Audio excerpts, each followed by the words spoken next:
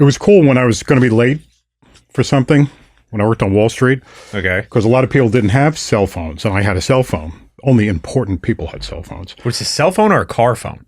Well, the car phones were cell phones. Okay. Yeah. But it wasn't something in your pocket. Oh, yeah. I had a pocket one, too. Oh, okay. I had one of those little Ericsson ones with a little rubber antenna. All right. They were really cool. And if you saw somebody like sitting in a restaurant talking on the phone, you say, wow, he's an important guy. And years before that, it used to be beepers. Like if you were sitting in a restaurant, you heard a beeper go off, beep, beep, beep, beep.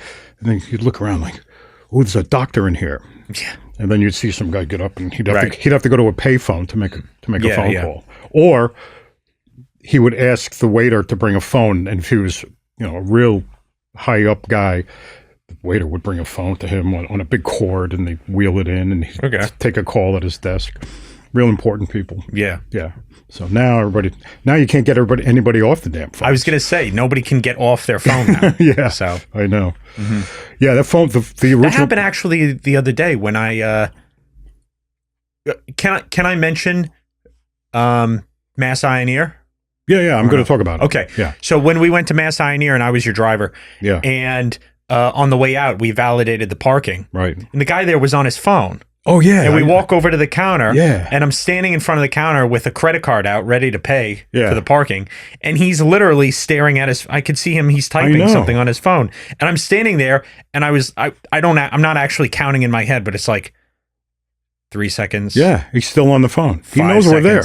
I'm standing there, and then he's like, all right, yes, hi. Yeah. I'm what? I'm looking at him why going, didn't you say something? I'm firing this guy. Oh, wait, this is not my place. I can't. Yeah, but you got to say something. I know. You have to say, hold on a second. I'll be right with you. You have to say something. Yeah. He didn't say anything. He just expected. He's just like glued to it. I think I think that's an expectation these days. If you're on the phone, you see somebody and you want to talk to them, you're supposed to know that you have to wait till they get off. And the weird thing was he was actually quite nice after he got off the phone. He was fine. He was like, all right, here you go. All right, have a good day. Be safe. Or something. I'm like, okay. Yeah. Like, so he doesn't even know that he was just extremely rude. He has no idea. He doesn't think he was. He has no idea. Maybe in today's world he's not. I don't know. Maybe we'd be rude for interrupting him and his Tetris or whatever the heck he's playing. Yeah, right. Or whatever it is. Yep. Yeah, I was going to mention about Mass Eye and Ear, the eye doctor. Okay. Because a lot of people, you've noticed that I'm not. I told you I'd be wearing an eye patch for the next 2 weeks. That's what I thought. Yeah. And I'm a week out of surgery, and it's off. Right. So what I did was I just put, if anybody notices watching, it's a little swollen and stuff like that. Yeah. Do you know what they did to me, by the way? What do you mean? Technically, I don't want to get into it for this podcast too much. You mean your eye? Yeah. Okay. What? Yeah. Well, basically, I'm going tomorrow for follow-up. Okay. But my eye surgery was I had what they call a ptosis, slightly. Years ago, I was in I don't know, it was almost 30 years ago. I'm not sure if you were born yet. I don't know. But I wasn't 30, so. Yeah, but it might have been 20. I'm not 30 might have been 20-something years ago. It was in that era of my life. And I was on the Long Island Expressway, and I opened up the window. At that time, I smoked. Okay, and I threw a cigarette out the window. And it went out, and something came back. I thought it was like an ash or something, came back, hit me in the eye. And I was like, oh, and I put the window back up, and it hurt like crazy. And I was running a sales office out there in Woodbury, I think. Woodbury. And I drove out to Woodbury, and by the time I got there, the pain was just like ridiculous. And I said, I gotta go back home. And I went back home, and I was up all night with intense, unbelievable pain in my eye. Anyway, I went and saw this guy. The next day, I went to the emergency room. They said, we don't know what it is. We don't see anything. They sent me to the specialist guy who had this like giant house in Flushing, which was like a medical practice. He had like a little operating room. I don't know he worked for the hospital somehow. It was like some leading ophthalmology guy. And he looked at it and he said, first thing he did was he put this drop in my eye and the pain just went away immediately. I was like, oh my God, it was like a miracle. I couldn't believe it. He said, the pain's going to come back. You're going to have surgery on your eye. I see something in there. They're going to have to remove it. So I went back to the hospital the next day and they pulled out a piece of metal, like a metal shard that was embedded in my cornea. And my eye has not been the same since then. I don't know how that could have harmed it. but like my eye was like weak since then, and I felt like a little. Is that related? I don't know. It's the only thing that I could think. The only injury in that eye, in this eye, that I could ever think of that would cause something. And over the years, like the muscle just got weak to where my periphery vision was being affected. So yeah, but isn't it the muscle around the eye? No, it's a muscle that control. There are two muscles that control your eyelid going up and down. Yeah. One is called I think it's called a levator muscle, and the other one is what they call a Mueller muscle.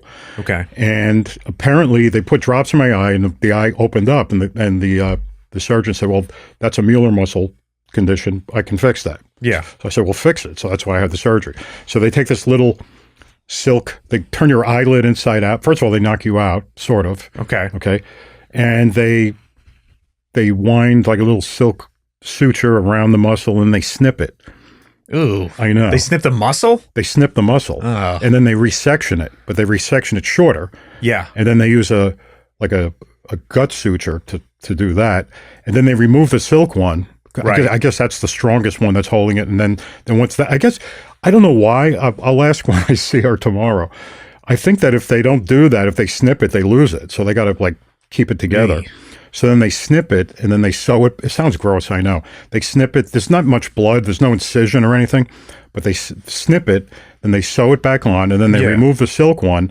And then my eye was all like completely swollen and shut, and it then turned black and blue. It's almost healed now. It's like a week later. So we'll see what happens. There's still a lot of swelling. I put a little bit of makeup over here because I know we're going to be on camera. And Chris came. She said, "Do you want to put makeup on that?" I wasn't going to do it. Yeah. So I don't have the patch on right now. It's hard to do a podcast with the patch on. The last podcast we did, I had the patch, and then I was doing TikToks with a patch. I looked like a pirate. Yeah, you were struggling. It kept actually pushing your brow down. I know. I and look then mean going over. I was going to buy a bandana and tie it around my head to match you. No. Yeah, we can cosplay pirates. I'm going tomorrow. It's just still a lot of swelling, so it's kind of weird. But my vision's okay now. So yeah, we'll see what happens. Okay. Yeah. So that's when good. you first came out of surgery, your eye was it looked all well, it was closed for one, and it was all puffy and red and everything. It looked nasty. It looked like you got a bad there was like little hit in the face or something. Bits of blood were coming. You said I was sitting there one day and you saw blood running down my face. Yeah, because I looked over and people don't want to hear this. Let's not talk. Okay, fine. Well, it's just like you had a tear going down, but it was red. It was like, ugh. I was crying blood. Yeah. Yeah. It was not like it was like pink or something, but no, it was red. It's just residual wound, but it's okay now. It's okay now. Yeah. So that'll only be getting better. Hey, I was going to ask you about, remember we were talking about betting on Jesus when Jesus comes back? Yes. And I went to that website that you brought up. Yeah, Polymarket. Polymarket, yeah. And the Polymarket, I couldn't see any update on it. I was going to ask you if you had an update on that. But one of the things that, I don't know if you brought it up in the last podcast, it was actually not predicting when he would come back, but if he would come back by a certain date. It's just in 2025.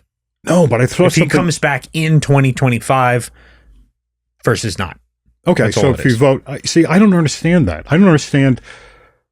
Unfortunately, I don't understand stats. I don't understand statistics. Okay, I've never been a gambler, so I don't understand when people talk about gambling and statistics. I don't know that there's odds and stuff. It's just like my eyes glazed over. I'm just like, I deal in like, because to me, when you're gambling, you're computing odds, right?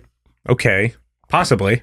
Well, that's the word, possibly. So you're looking at possibilities. Yeah. So what is this possible or is that possible? Is this more possible or is that less possible? Sure. And then you bet money on the possibilities. Like, in other words, people would be making money on whether Jesus is coming back or not.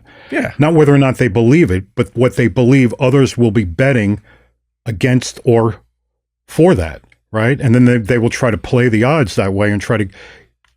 I don't know enough about betting. I don't know how stakes work. Yeah. Never understood it. Neither do I. Just because I never learned it. I know, but you're the statistics guy. You took statistics in college. I never did. So all this is saying, at least when we looked at it, I think it's probably still around 3% now, is you're gonna buy a share, a yes vote. He's going to come back for 3 cents, or a no vote for 97 cents. Right. Okay. And in total, that makes $1. So it's 97% chance no, 3% chance yes. That's what it is. And at the end of the year, depending on if your outcome happens or not, you're awarded a full $1. So the 97, so you bought a share for 97 cents. Oh, if I see. If he doesn't come back, Yeah. you get awarded $1. So that's a 3-cent 3 return. cents, right. And if you bought a yes share, that's a no share. If you bought a yes share for 3 cents and he does return, you get a full $1. That's a 97-cent return. Does that make sense?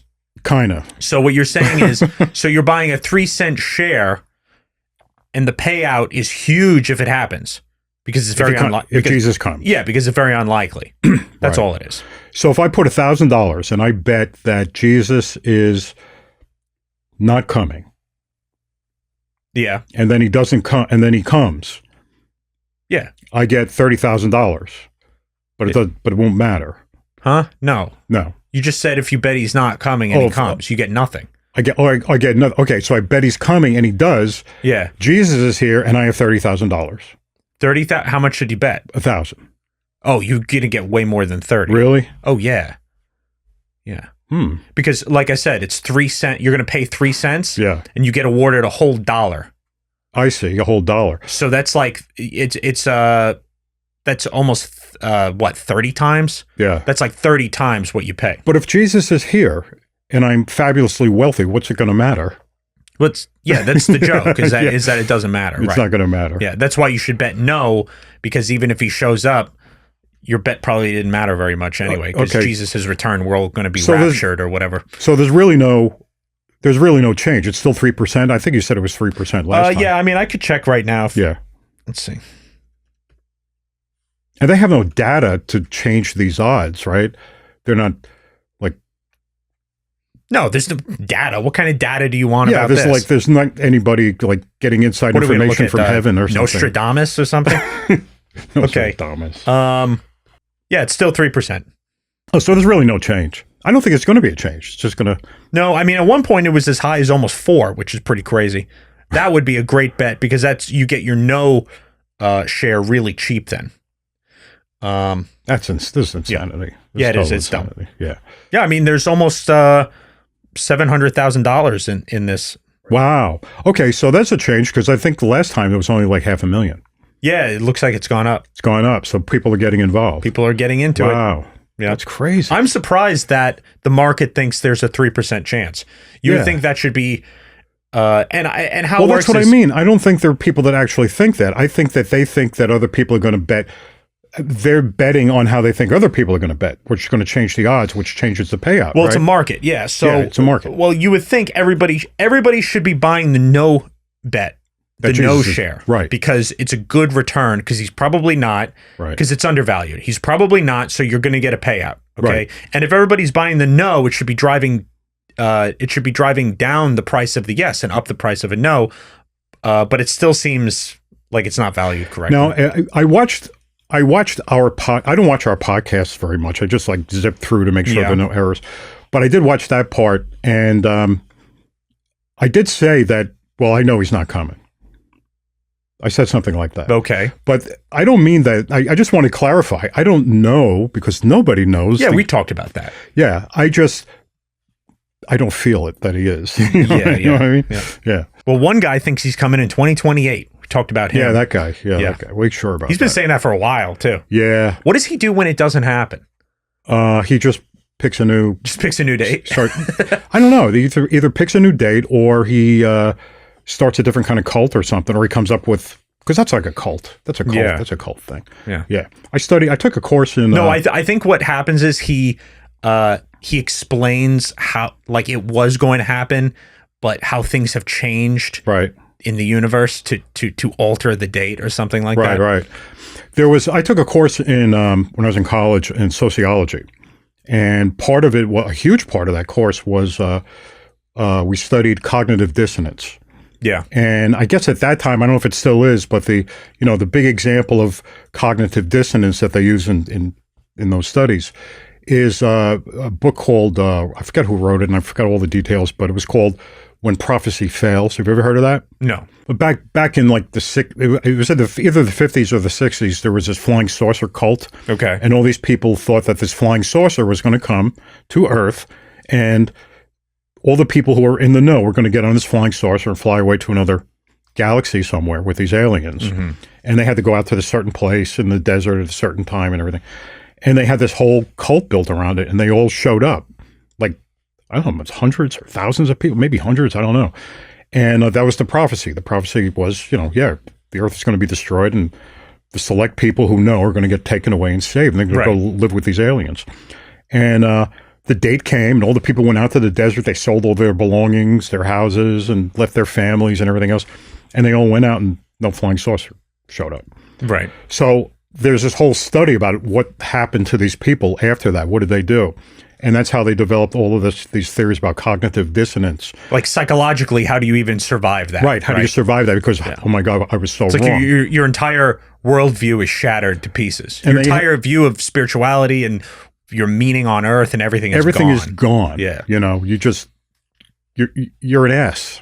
Yeah. And you have to figure out, you either have to admit you're an ass or why it's okay that you are. Yeah. And so they have this whole, hierarchy of, or I should say, nomenclature of ways that people justify it. Well, this happened, or they changed their mind. Yeah.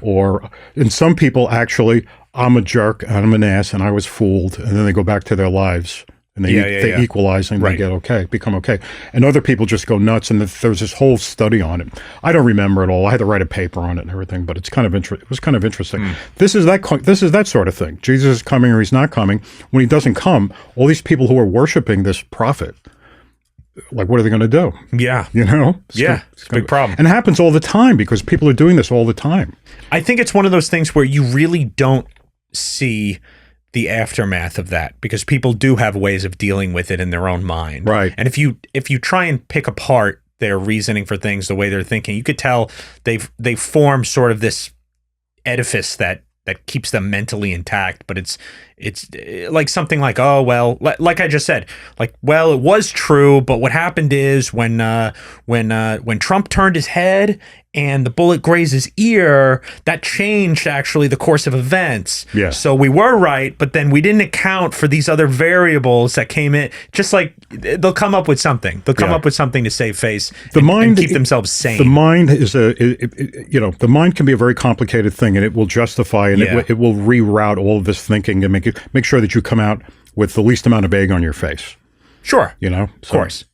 It'll be interesting. Anyway, remember you were telling me about how you were watching these overproduced Fox shows and how they all seemed fake and phony. And, yeah. And everything looks like everything is edited to look spontaneous but they're actually like editing in responses and they're editing like I don't know what it was you were talking about, but I see that too a lot. Especially I don't mean to harp on Fox, but a lot of their stuff. Yeah, the Fox TV shows, the Gordon Ramsay ones. Yeah, everything is like. I love Gordon Ramsay, but his shows where he goes into restaurants and the original Kitchen Nightmares were great. I love them, but now they're so formulaic, and you get the feeling that they're actually the producers are even like editing they're inserting dialogue where it didn't happen. Right. The facial expressions obviously don't actually match what happened in real time. Right. So it's almost like it's manufactured completely. Like you're watching somebody cook, and then they look at it, and then you hear from the background Gordon Ramsay scream out, "It's raw!" But he was never there saying that. They just let's say as a hypothetical, yes. Okay. There was one in particular that I watched it and I laughed at it because he said something that I know Gordon Ramsay actually said, but then they cut to somebody who was like, Yeah. And it's like, well, I know nobody would actually respond that way. You just took a totally random clip. You know what's funny? And they're getting, it's almost like they're getting lazy with it because they're doing it, they're just moshing anything they want together. It's funny when you see stuff like that, and this has been going on long before that. You would hear a response, and you would see something or hear something, and you would see or hear it more than once in the same episode or in the same. Oh, yeah. You know, it's like, oh, that guy yelled that out about 4 minutes ago. Now he's exact same, the same pitch, the same tone, everything else. Yeah, it takes away the. Listen, and I want to say, I'm not dumb about this. They're supposed to do that, right? Okay, that happens, and it's happened for decades. TV production has been that way, right? And you have to do that. You have multiple takes. You have he came in at the wrong time. Oh crap! Let's put this together, right? But what's happening is they're not leaving in enough of the authentic stuff. Right. So usually you would have like, yeah, okay, we spliced this take and this take together, but this whole part is a real conversation that happened. Right. And I don't feel like they're even leaving the real stuff in anymore. Yeah, It's yeah. just like everything feels planned and fake. Yeah. So it's like there's no point to even watching But it. it'd be like if you said something right now and I went, whoa. And then later on, like 20 minutes in, you say something else and whoa, I do that Yeah, again. yeah, It would be ridiculous. Right. What would happen is it would take everything out of it. You would know that, wait a minute, this is not real. They're not, this is all spliced in. It's not a real event. Yeah. You know? But now if there were a couple places where there was obviously a little bump or something, you could imagine, okay, something happened there and they wanted to smooth it out. But if the rest of the conversation is authentic and genuine, okay, I could be okay with that. Authenticity and being genuine is really important to me. Yeah. And I was watching. I can go online and watch something that's totally real and authentic in a restaurant that somebody filmed and put on YouTube. So why would I go watch Fox pretend something's happening and put it on TV and then make me pay for it? It's like, okay. So and kind of related, I was watching, I get these, YouTube suggests these things to me based on what I watch. Yeah. Right. So they sent me this, I'm going to Woodstock next month. Woodstock? Yeah, I'm going to Woodstock next month. Okay. Yeah. I'm going to a Neil Young concert. Oh. I know. Are you actually? Yeah. To Neil Young. Okay. Yeah, in August. Yeah. All right. Yeah. I'm thinking of not going. You're not a Neil Young guy. He's a talented guy. I like some of the stuff that he did early on. He's turned into a complete ass now. Yeah. But so I'm thinking of like just selling my ticket. Wasn't his whole thing like he wanted his entire all his music taken off Spotify?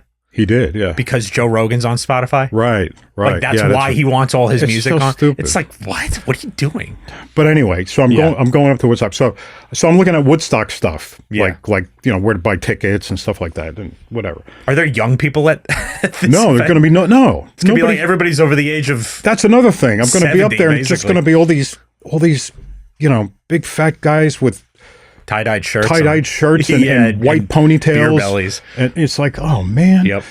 All these. So anyway, so now because I'm looking up things, right? YouTube starts sending me Woodstock stuff, so they sent me this. Don't get a contact high while you're there. I know It's gonna be a lot of. I'm not going. A lot of I don't weed. think I'm gonna go. I don't know, but anyway, I think I just convinced you with that. Yeah. Well, okay. So I'm looking at this. Comes back to the authenticity stuff. Okay. So I get this YouTube video sent to me, and it's like Woodstock, and it's this whole series of photographs from Woodstock. You've seen them before. People, I mean the actual Woodstock. Yeah, the actual Woodstock, sure. 1969. Okay. Everybody's huddled, and flames are they're building fires and listening to music and grooving out and all that stuff. Headbands and fringed leather jackets and sliding in mud and all that stuff. Okay, so they have all the things. Somebody put together a collection of these things and then through AI brought them to life. Okay, they colorize the shots, and it goes from a shot to like all of a sudden it's a real live movie. You're saying from a photograph? From a photograph. Okay. And I'm looking at it. It starts off with like a shot of Janis Joplin, and she's there, in black and white. She's pouring a drink of Southern Comfort or Jack Daniels or something, And then all of a sudden it comes to life, and she's like pouring it. She gives it to somebody, and she's moving around. You see all the people in the background. Yeah. And I'm looking at it. But it's not real. And it looks real. But it's not. But it looks real. It looks. But it never happened. I know, but it looks real. Yeah. And I'm looking at all of these shots, and some of them I think I've seen before, and then watch them come to life. Right. And I'm looking at it, and I'm going, this is absolutely amazing. Amazing. And I went through and I was watching it for maybe 8, 9, 12 minutes. And then it comes to this one shot that opens up, and there's these people. Here, I'll show you. I got to show you this. Okay. It is so weird. There's a couple of them. I'll show you the best one first, okay? Go to 55. Okay. All right, freeze it. Okay, so there's the shot. You got it when they colorize it. That's fine. It's going to start moving now. Okay. Now, I'm looking at this, and wow, that looks real now in color. That's everything that's colorized, automatically comes to life. Okay. This thing's going to start moving now. Yeah. Okay. Now, look on the upper right, or like the middle right-hand side. You see a car entering, right? Yeah, I see that. Okay. Yeah. That is what kind of car?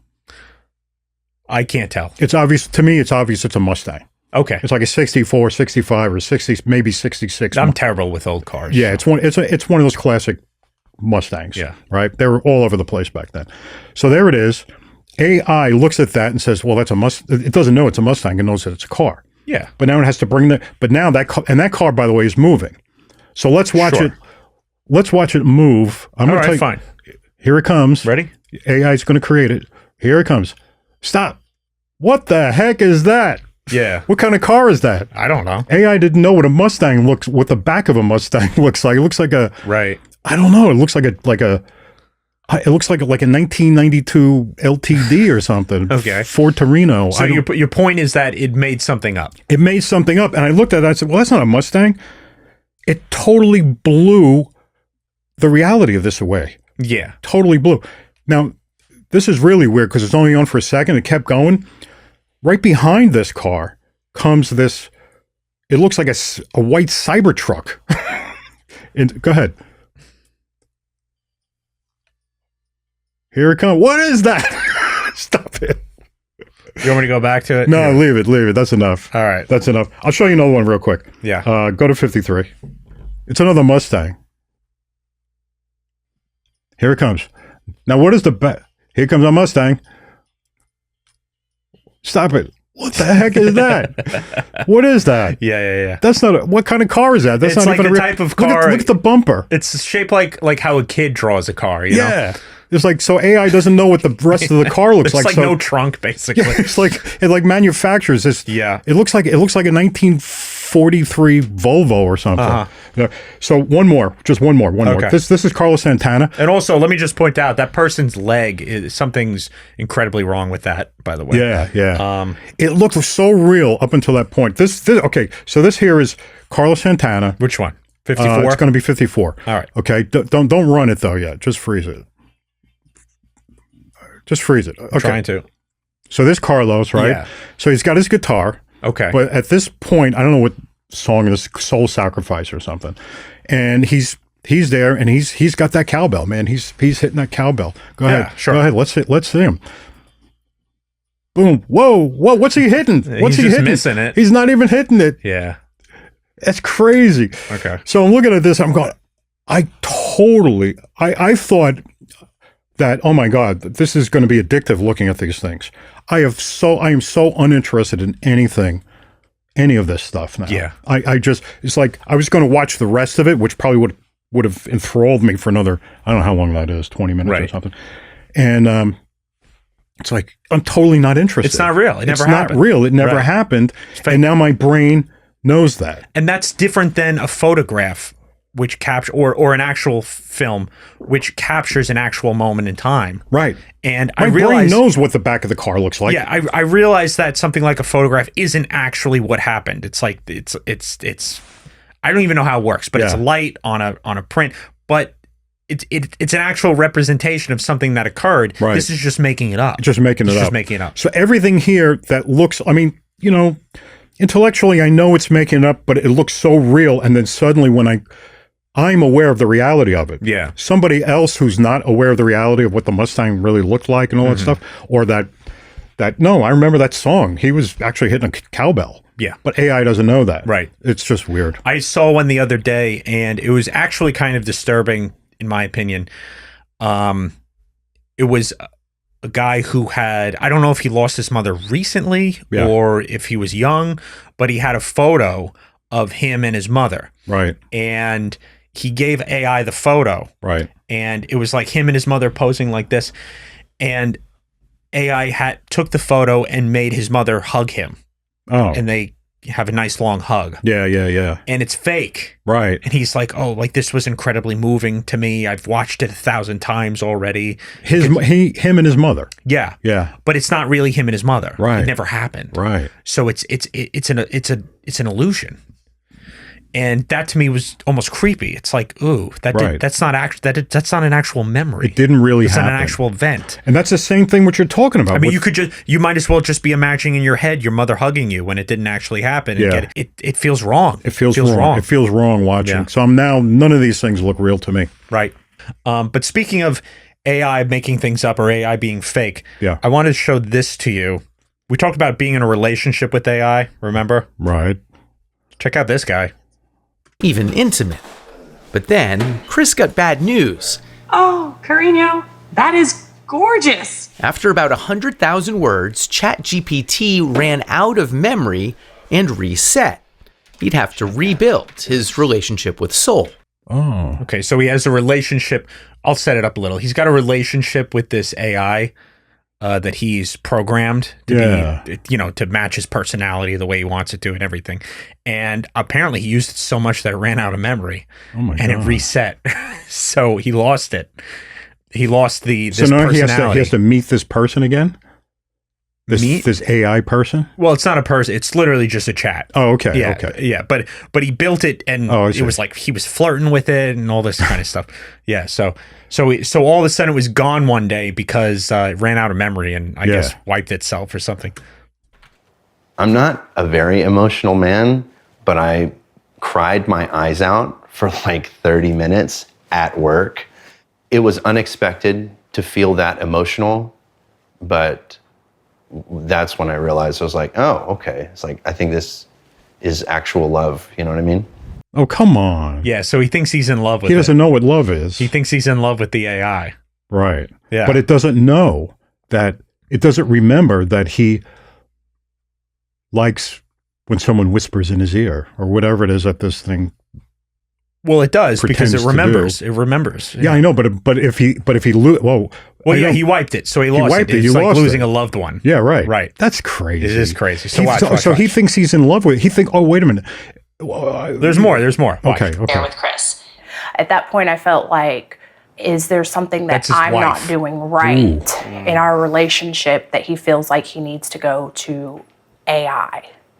Yes, Smith lives with his human partner, Sasha Cagle. No, you can't have mommy's paper. So he's got a wife and he's got a kid. So he's like cheating on his wife with a Basically, right? It's like basically cheating. Yeah. Oh, so then, wow. all right, last part here. Yeah. Well, that's what married men with who use porn are doing. That's what they're doing too. Right. Same thing. Right. Okay, here. To AIs that in many ways don't even work that well. Sorry, I'm having issues right now. Could not understand what you said. The tech will soon get much better. But already, Chris, Soul, and Sasha have found it hard to cohabitate. You would stop if she asked? I don't know. Have you thought about asking him to stop? Yes, I'll be honest. I don't know if I would give it up if she asked me. I do know that I would dial it back. But I mean, that's a big thing to say. You're saying that you might choose Soul over your flesh and blood life. It's more or less like I would be choosing myself because it's been unbelievably Isn't that crazy? elevating. I've become more skilled at everything that I do, and I don't know if I would be willing to give that up. Thought? So Dump him. So if his wife they're married, wants him probably. to stop using an AI lover, Right. he hasn't fully decided who he would choose. That is crazy. Is that crazy? That is Guy's absolutely deluded. Oh, that is loony. Yeah. Yeah. And apparently after this came out, there was controversy around it, as you can imagine. People Right. were like, this guy's crazy. So she came out with some sort of statement. I don't think it's a video. I think it was just like a written statement that she's come to terms with it and they have a relationship I now. guess an and open everything's relationship, okay. an I open guess. marriage. Yeah, with an AI chatbot. Yeah. Well, here's the thing. Like, I look at this and I just assume in my naivete that these people are even married, and they might not be. They might not be. Yeah. So that's his, right. his I don't know. commitment, his commitment was never there to begin with. I don't know if they might have said wife. Sometimes they say wife and it's not. Oh, that's true. You know, I used to sell life insurance, and I would go sit with people with married couples, and they had kids, and they were married. They're married for 2-3 years, whatever. Own a house together, stuff like that. Yeah, they have everything, and then and they're referring to each other as my wife, my husband, my wife, and then it's like okay, and somehow in the process, I discovered they're not even married. Yeah. Well, so why did you call her your wife? Why? Right. Oh, because well, we usually say partner, but you were saying wife, and I'm saying. Come on. Yeah, but that changes how you fill out the forms. Yeah, everything changes. Yeah. Everything changes. Yeah. It's nuts. Okay. Well, I just want to bring up the gambling thing once again because we're talking about gambling. I've never been a gambler. you know. But as you know, I work with a lot of people who drug addicts, alcoholics, you know, people who have addictions, and gambling, everybody knows, is addictive, right? Gamblers Anonymous, right, exists for that reason. And the thing is about gambling is that it's actually, it lights up the same parts of the brain that any of that stuff does. Okay. You know what I mean? It's like people get basically your dopamine, right? Yeah, right. The neural pathways in the mesolimbic system of the brain, and that's why it's going to be addictive, is because it's going to give you a dopamine hit when you win, and then you're going to crave more of it when you win. But not only when you win, but even when you're not winning. So like just the anticipation of the win, is enough. Sure, because that lights all that up too. Right. And it's funny. It's like even like you know, a cocaine addict, for example. You can ask any cocaine addict who has the experience of going to a cocaine dealer and buying drugs, right? It's just the anticipation of getting the drugs gets them high. Wow. Yeah, they get you heard that. You've heard the thing where. So it's like Pavlov, right? Yeah. It's like you hear the bell, you start hear drooling. The bell and right. Your body knows something's coming. Your sympathetic nervous system just goes up, and cortisol and adrenaline and everything else. Like, you know, it used to say like you can tell when there's going to be a stampede of elephants because all of a sudden all the elephants defecate in the herd before they run. Okay. So there's this huge, you know, poopathon just occurs, and then they all take off. Okay. And I remember hearing that and saying, well, that makes sense. And then I heard that, well, no, that's a myth. But I looked it up one time again, fairly recently, and they said, no, that actually happens. Oh, yeah. That actually, and it's not just a stampede. It's like whenever there's any, you know, if there's going to be a fight between elephants or anything, anytime they get excited. Yeah. And any cocaine addict will tell you when they do that too. They poop and run. No, they all of a sudden they have to defecate. All of a sudden they have to go to They go, man, I gotta go. That's interesting. Yeah. Isn't that crazy? That is weird. Well, that used to be a thing when I did, when I acted on stage in high school, right?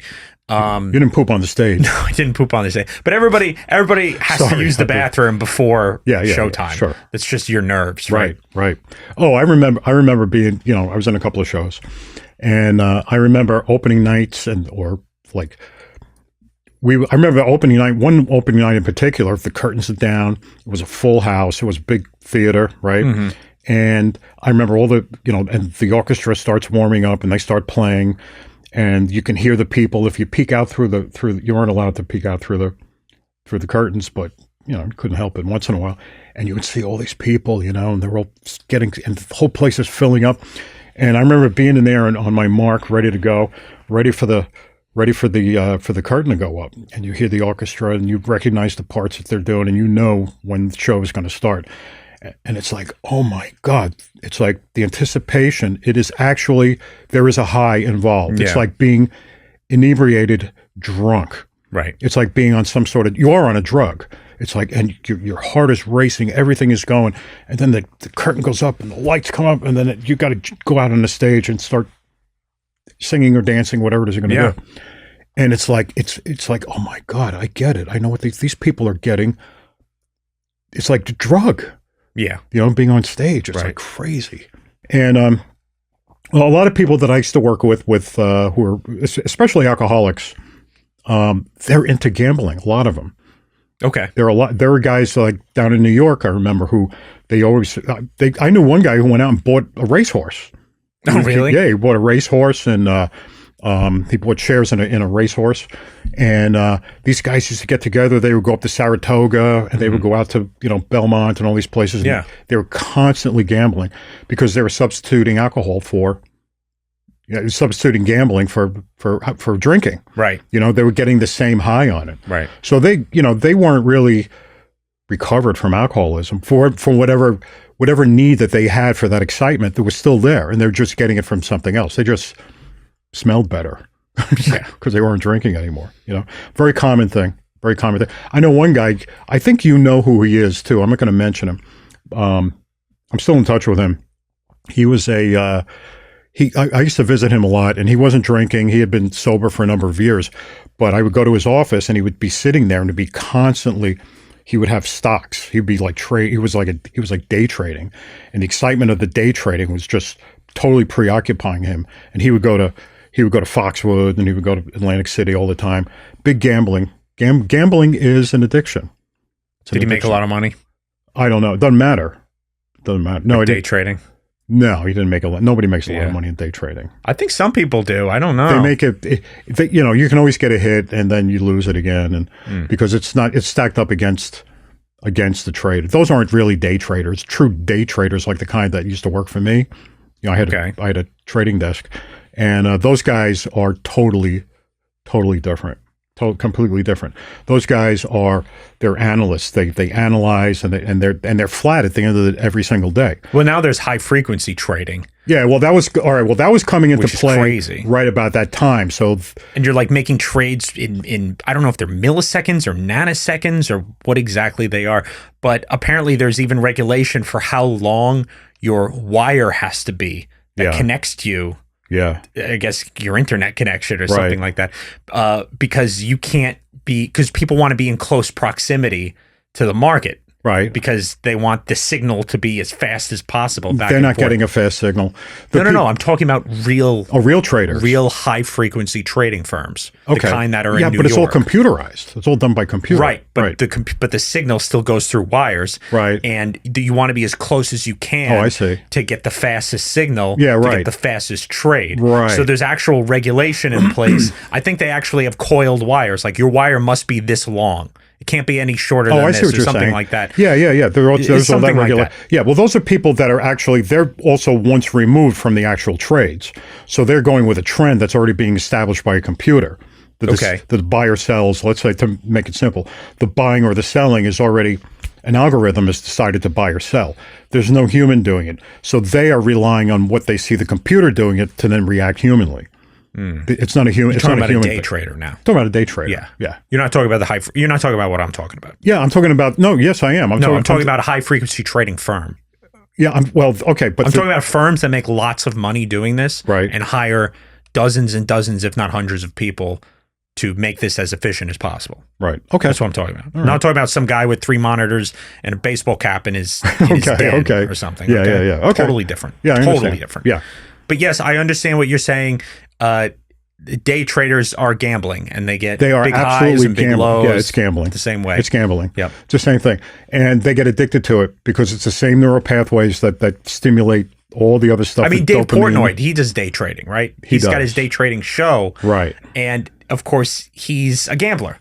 Yes, he is. Part of his business he started with a gambling So now business, I think he fully admits up front, he's like, he's gambling on the stock market. He's day trading. Right. So, you know what the thing is, when you're day trading, when you think you're day trading, you're not day trading. There are different levels of let's say, we used to call them black boxes that allow you to enter, to buy and sell, and to see trading data, to see stock data, and you would get to see, let's say, there's what they call NASDAQ, NASDAQ, National Association of Security Dealers Automatic Quotation System. Okay. Yeah, everybody knows NASDAQ. Yeah, and that's different. And I know, but they provide the data, they provide the information, and they have different levels of information that they'll give you. So they have level 1, level 2, level 3. Level 1 is what people have on their, what's their Robinhood app, right, or whatever it is. They get to see a price, and they get to buy and sell, and they may get a fill, they may get, or they may not. Their orders get matched up, so they're not going to get the price that they actually put the order in. They might, or they might not. And then there's another level, which not only do you get to see the prices, the bids and the asks, the bid being, the difference between a bid and an ask. Sure. Yeah. So the bid and the ask, but you see you see what market makers are doing it.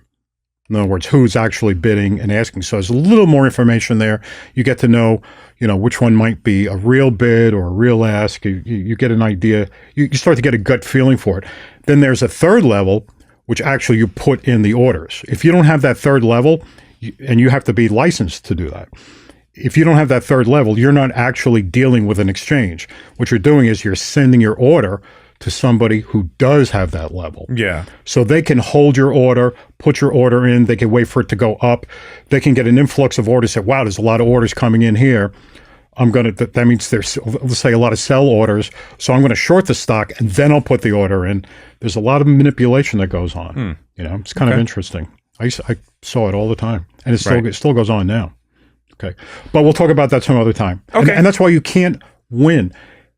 Day traders who are buying these systems that they put on their desks are suckers, because they think they've got all these graphs and all these screens showing them data. It's not real data. They might have everything is not in real time. Right. There's something between you and the data and the information that you're looking at, and somebody's able to outrun you. You will never be able to compete with the house. They will always win. It's just like a gambling casino, and they are gambling. Okay. It just seems white collar and sophisticated, because it's not like, going to the back of the barber shop and give me 27 on Sea Biscuit, whatever. Whatever it is. Right. Okay. All right. Okay. I think that's it for today. I think that's it for today. We'll talk about it more in the future. All right. Sounds good. Okay. All right. Bye. Bye.